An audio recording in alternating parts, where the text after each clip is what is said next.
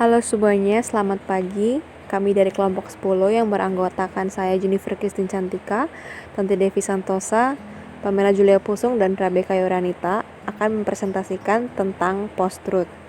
Sebelum memulai, di sini kami akan membacakan agenda presentasi kami. Yang pertama ada sejarah dan definisi, yang kedua ada konsep dan karakteristik, yang ketiga post-truth media sosial dan hoax, yang keempat post-truth di Indonesia, yang kelima dampak dari post-truth, dan yang keenam adalah studi kasus. Langsung saja kita masuk ke materi yang pertama. Oke, yang pertama kita masuk ke sejarah dan definisi dari post-truth. Yang pertama, post-truth itu pertama kali diperkenalkan oleh Steve Tesich pada sekitar tahun 1992. Nah, definisi dari post-truth sendiri secara etimologi ini sebetulnya berasal dari kosakata bahasa Inggris. Dijelaskan oleh Manser di dalam Oxford Dictionary bahwa post itu artinya after atau setelah, dan truth itu artinya quality or state of being true atau kualitas atau dalam keadaan benar atau kebenaran. Nah, menurut Oxford Dictionary sendiri ini, post-truth itu diartikan sebagai istilah atau iklim yang berhubungan dengan atau mewakili situasi-situasi yang dimana keyakinan dan perasaan pribadi itu lebih berpengaruh dalam membentuk opini publik dibandingkan fakta-fakta yang objektif. Nah, dari pengertian ini kita bisa melihat bahwa kebenaran itu akan menjadi bias dan subjektif gitu. Dan fenomena ini tuh muncul sebagai dampak dari banjirnya informasi dari dunia internet dan semakin miskinnya literasi yang dimiliki para penggunanya gitu. Akibatnya post-truth berkembang menjadi sebuah paradigma di dalam cara seseorang membangun opini di masyarakat. Seperti itu. Lalu yang selanjutnya, post-truth itu merupakan sebuah era. Dikatakan sebagai era post-truth karena dalam rentang masa ini penggunaan akal yang melandasi kebenaran dan pengamatan fakta sebagai basis pengukuran objektivitas itu seakan-akan tak penting dalam mempengaruhi opini, pemikiran maupun perilaku publik gitu. Jadi publik itu cenderung lebih merasa bahwa sebuah berita yang heboh, sebuah berita yang sensasional itu tuh lebih menarik gitu. Kayak berita-berita yang mereka rasa itu emang menyentuh emosi mereka, menyentuh perasaan mereka seperti rasa sedih, rasa bahagia, senang, marah, terharu, dan mungkin banyak lainnya. Lalu Steve Tesich sendiri ini tuh melihat bahwa masyarakat tuh nggak terlalu peduli gitu dengan sekelumitan kebenaran yang ditegakkan, dan dengan bebas mereka tuh memilih dan merasa nyaman untuk hidup pada ruang post-truth gitu. Nah, hal ini tuh dikatakan oleh Tesich sendiri tuh berdasarkan pada skandal yang terjadi waktu Watergate Amerika dan Perang Teluk Persia yang terjadi kala itu gitu. Dan menunjukkan bahwa pada saat itu tuh masyarakat itu tampak hidup nyaman aja di tengah kebohongan yang ada gitu. Oke, selanjutnya kita melihat pengertian post-truth menurut McIntyre. Jadi menurut McIntyre ini, post-truth ini menunjukkan gagasan tentang perasaan yang lebih akurat daripada fakta, tentang mempercayai sesuatu karena perasaan yang mengatakan sesuatu hal itu benar adanya. Nah, hal ini menyiratkan potensi dominasi ideologis dengan secara politis menumbangkan kemungkinan pengumpulan fakta tentang dunia nyata. Adapun argumen dari McIntyre ini bahwa post-truth itu sebagai sebuah fenomena modern yang dimungkinkan oleh perkembangan filsafat postmodern, yang dimana mempermasalahkan gagasan kebenaran objektif sebagai ideologis dan apolitis, yang sepenuhnya terputus dari dunia kekuatan, interpretasi, dan juga nilai-nilai manusia. Nah, pada era post-truth ini tuh semua teknologi informasi komunikasi itu kan tentunya berkembang dengan sangat pesat kan, dan semakin canggih. Kita melihat ada banyak perubahan yang terjadi seperti munculnya gadget, browser, dan informasi-informasi yang ada di internet juga semakin tidak terkontrol karena banyaknya informasi yang dapat kita dapatkan dengan mudah gitu dari internet, dan masih banyak lagi gitu. Nah, perubahan pada semua aspek masyarakat postmodern inilah yang kemudian melahirkan post-truth society seperti itu. Baik, kita masuk pada konsep dan karakteristik post-truth. Dalam iklim ini, cara-cara baru terkait dengan opini publik muncul dan media alternatif menjadi mapan atau maju. Metode jurnalisme tradisional kalah dengan munculnya saluran komunikasi baru seperti blog pribadi, YouTube, saluran pesan instan seperti WhatsApp, Telegram, dan Facebook Chat, atau jaringan media sosial seperti Snapchat atau Twitter. Sebuah tweet sederhana sekarang dapat memobilisasi massa dan memberikan efek yang tak terbayangkan bila dibandingkan dengan beberapa tahun yang lalu. Penyebaran berita palsu menyebabkan kebohongan menjadi hal yang lumrah, dan karenanya muncul relativisme kebenaran, nilai dan kredibilitas media yang memudar dibandingkan dengan pendapat pribadi. Fakta-fakta menjadi nomor 2, sementara bagaimana sebuah cerita diceritakan lebih diutamakan daripada apa atau isinya. Oleh karena itu, ini bukan tentang apa yang telah terjadi, melainkan tentang mendengarkan, melihat, dan membaca versi fakta yang lebih dekat dengan ideologi setiap orang. José Antonio Zarzalejos, seorang jurnalis, mantan direktur ABC dan El Correo Spanyol, menegaskan bahwa post-truth tidak sama dengan kebohongan, namun post-truth menggambarkan situasi di mana ketika fakta-fakta objektif kurang memiliki pengaruh dibandingkan dengan emosi dan kepercayaan pribadi. Dr. Johannes Haryatmoko, SJ, dosen tetap Universitas Sanata Dharma, dan juga seorang dosen terbang Universitas Indonesia mengemukakan apa saja kebaruan dari post-truth. Pada era post-truth mendapat momentumnya karena masa jenuh dan membenci limpahan pesan dan rayuan. Semua berujung meminta untuk membeli, mengkonsumsi, memilih, memberi pendapat, atau ambil bagian di kehidupan sosial. Era post-truth mengutamakan bagaimana melihat dan membaca versi fakta yang dekat dengan ideologi masing-masing. Ada 5 kebaruan yang menandai era post-truth, yakni sebagai berikut. Yang pertama, luasnya akses konten informasi berkat digitalisasi komunikasi. Yang kedua, masyarakat bisa membuat informasi sendiri melalui medsos berkat demokratisasi media dan jurnalisme warga. Yang ketiga, masyarakat lebih rentan menerima informasi yang keliru karena berkembangnya komunitas-komunitas yang seideologi. Yang keempat, teknologi telah merancukan kebenaran karena viral dianggap lebih penting daripada kualitas informasi dan etika. Yang kelima, kebenaran tidak perlu lagi difalsifikasi atau dibantah, tetapi kebenaran menjadi nomor 2. Selain kebaruan era post-truth, menurut Al Rodan dalam Setiawan 2017, ada karakteristik utama dari politik post-truth, yakni sebagai berikut. Yang pertama, mengaduk-ngaduk masyarakat dengan hal-hal yang bersifat emosional. Yang kedua, mengabaikan data dan fakta. Yang ketiga, mengutamakan dan memviralkan berita yang belum tentu kebenarannya atau palsu. Yang keempat, mengkombinasikan gerakan populis dengan teori-teori konspirasi yang masih butuh diuji lagi kebenarannya. Yang kelima, mobilisasi narasi fiktif tentang figur atau peristiwa tertentu. Yang keenam, memoles ketidakjujuran dalam membangun opini untuk memperkuat posisi sosial figur, kelompok, atau kepentingan tertentu dalam masyarakat yang terbiasa dalam peradaban online, Android, dan media sosial. Selanjutnya, post-truth, media sosial, dan hoax akan dijelaskan oleh Pamela. Terima kasih. Kita masuk ke post-truth, media sosial, dan hoax. Teknologi informasi sekarang berada pada jaringan global internet yang dimana akses informasi dalam dunia digital sangat bebas dan terbuka. Hal ini menyebabkan batas antara fakta dan fiksi menjadi kabur, batas antara realitas dan ilusi sangat tipis. Perkembangan teknologi informasi yang sangat canggih dan juga cepat karena adanya internet ini disebut sebagai era postmodern, seperti munculnya jenis media sosial seperti Instagram, Twitter, YouTube, dan lainnya. Selain itu juga ada banyak aneka gadget atau smartphone. Percepatan teknologi ini memudahkan banyak orang mendapatkan segala informasi di internet, akan tetapi membanjirnya segala informasi di kehidupan masyarakat ini menjadikan internet sebagai media informasi yang sulit untuk dikontrol.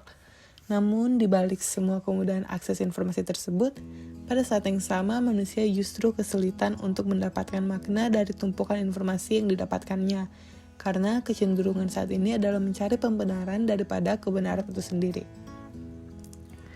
Perubahan-perubahan yang terjadi pada masyarakat postmodern dalam hal teknologi informasi inilah yang kemudian memunculkan post-truth society. Fenomena post-truth adalah sebuah gejala negatif dari modernisme, sebuah fenomena wabah sosial yang menjangkiti semua elemen masyarakat.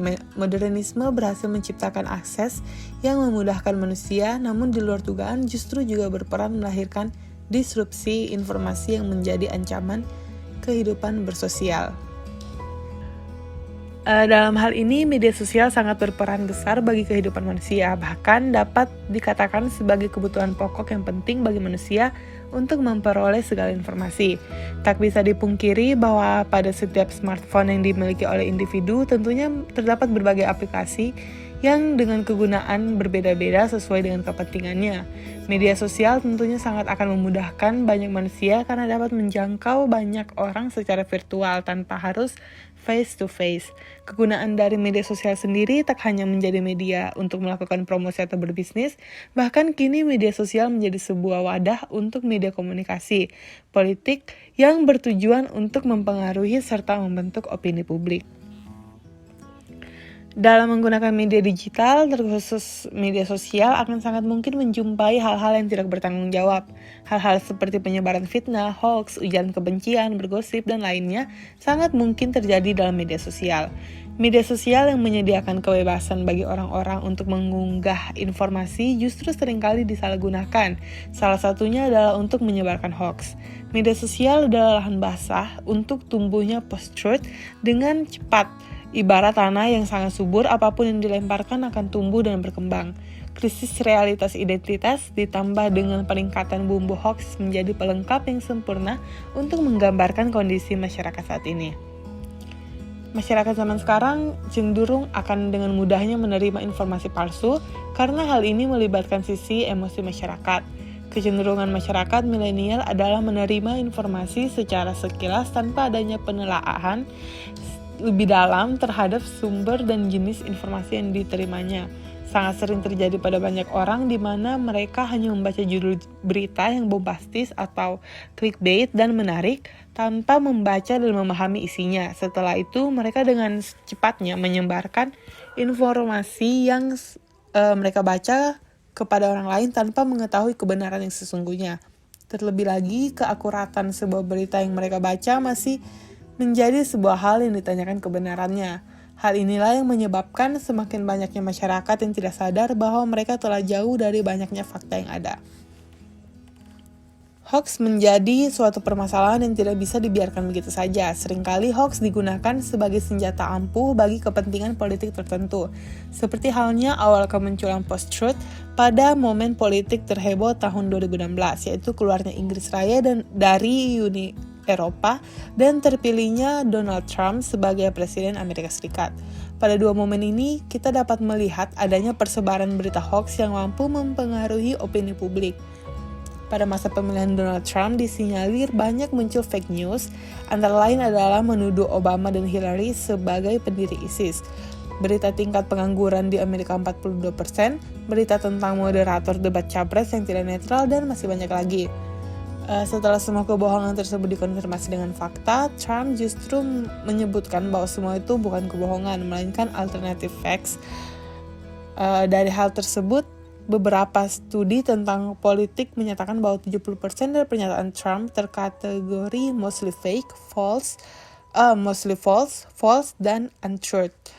Bahkan Trump disebut sebagai lie of the year. Nah, di tahun 2015 dan 2017. Berbicara mengenai kampanye politik, tentunya terlepas dari strategi post-truth seperti pada kasus Donald Trump.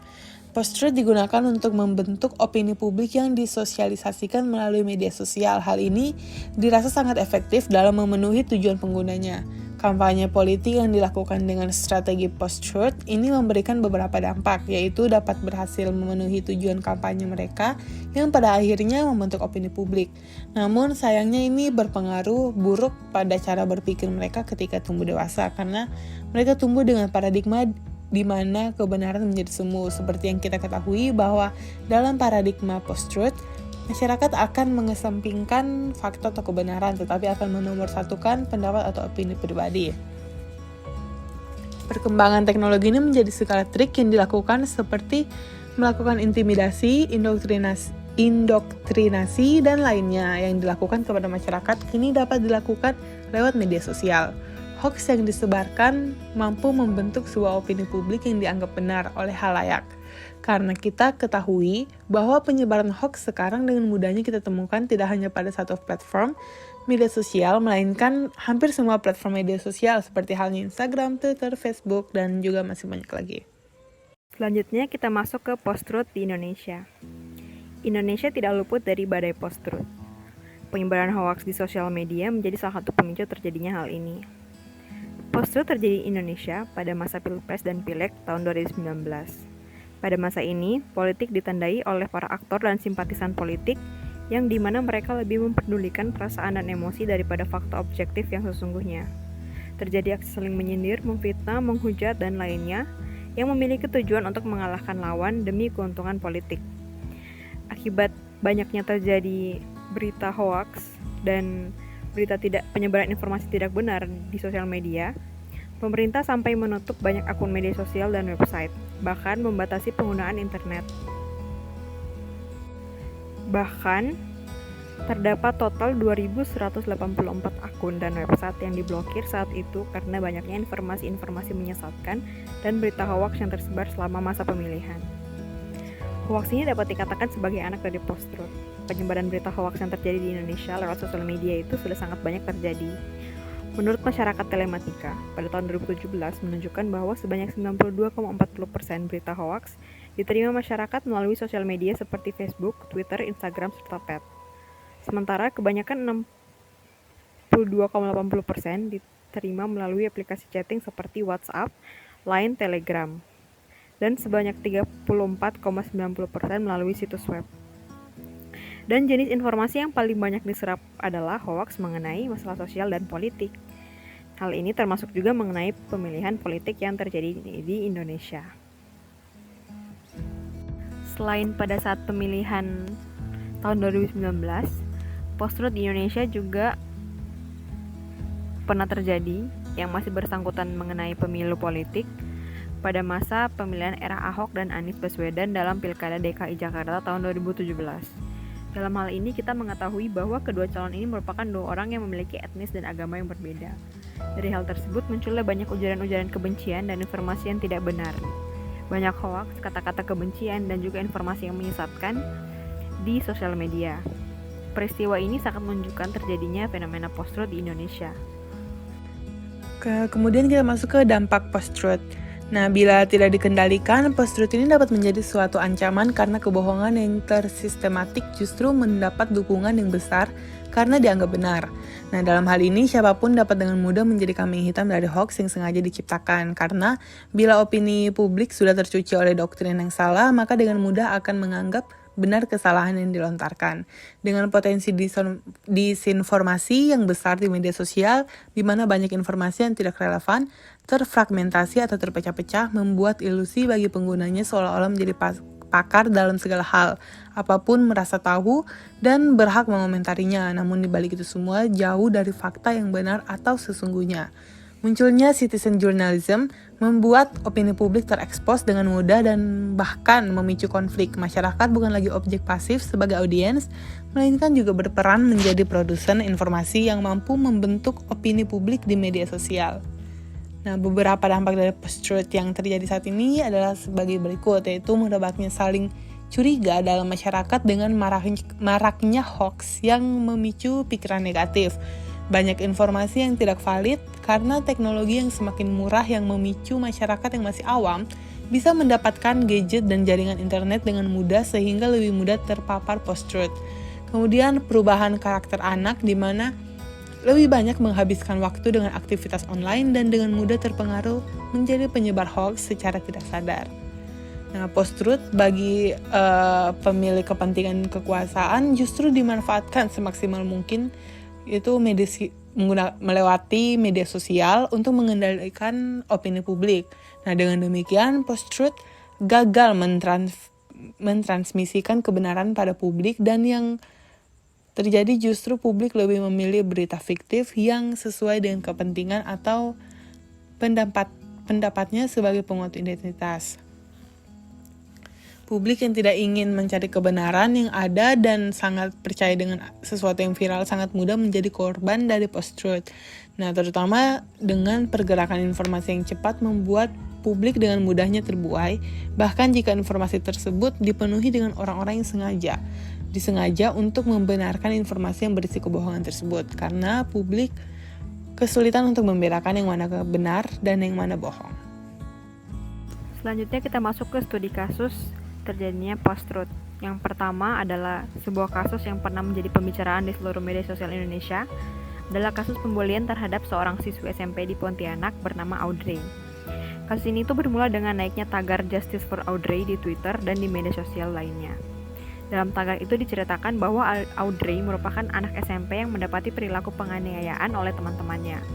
Nah, berdasarkan berita yang tersebar di internet, penganiayaan yang dilakukan oleh 12 orang berupa siksaan secara fisik hingga mengenai kelamin dan organ vital lainnya dari si Audrey ini.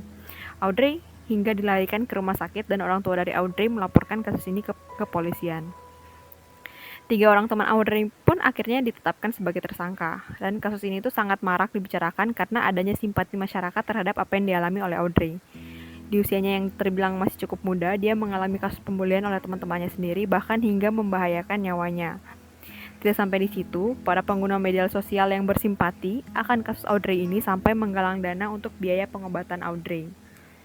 Public figure seperti Atta Halilintar pun sampai mendatangi Audrey untuk memberikan dukungan kepadanya secara langsung. Kasus ini pun semakin sering dibicarakan. Masyarakat masih berpihak kepada Audrey dan ikut membenci tersangka yang melakukan penganiayaan kepada Audrey. Seluruh sosial media yang dimiliki oleh mereka itu diteror, bahkan mereka sampai diancam oleh para pengguna sosial yang geram kepada mereka. Nah, bisa terlihat di sini bahwa masyarakat, khususnya para pengguna sosial media, yang lebih mendahulukan opini dan perasaan mereka daripada keberadaan dan fakta dari sebuah berita. Nah, di saat belum ada kejelasan terhadap kasus Audrey, mereka itu sudah berbondong-bondong melakukan penyerangan kepada tersangka karena mereka bertindak berdasarkan opini mereka.